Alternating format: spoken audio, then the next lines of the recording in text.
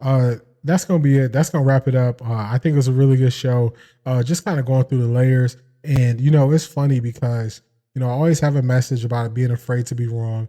First quarter, we showed how we have women's college basketball players making great decisions for their financial future based on the WNBA agreeing to a new CBA. Second quarter, making a decision to continue to dig into the situation regarding Kobe Bryant's funeral and if LeBron James was there.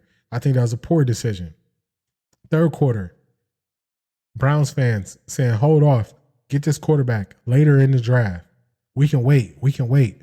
Take the best player, and we can get this quarterback here.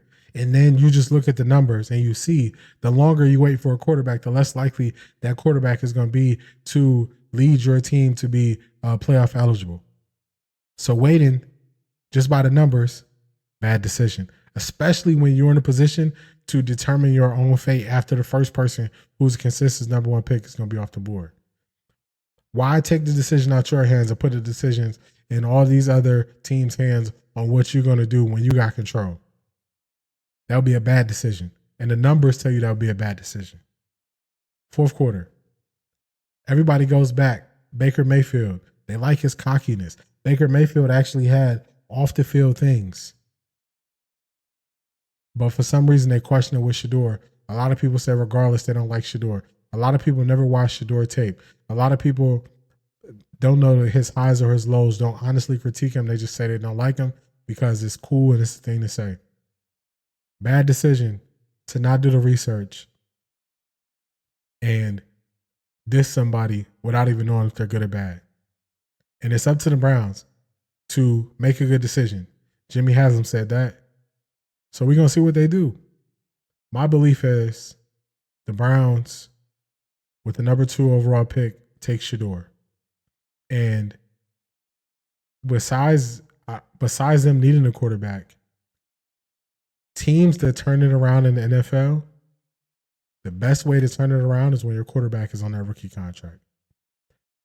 So I think that based on these key factors, the Browns cap situation, Stefanski and Andrew Berry not being able to live through another 3-win season, Shador being the quarterback who potentially going to be on the board at 2 and him aligning with Kevin Stefanski's system. And it just makes sense because the longer you wait to make that decision, that tough decision, the less likelihood of you having success. So those are the reasons why I think they take Shador number 2. This has been a great show. I appreciate y'all for being here.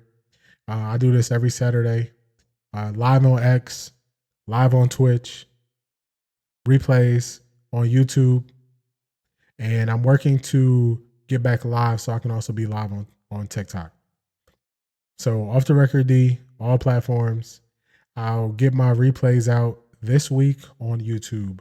So check me out there for short clips if you don't have a whole 2 hours. And, we went long today, whole 2 hours and 20 minutes to through this. So I appreciate y'all for being here. I'll catch y'all next week. Peace.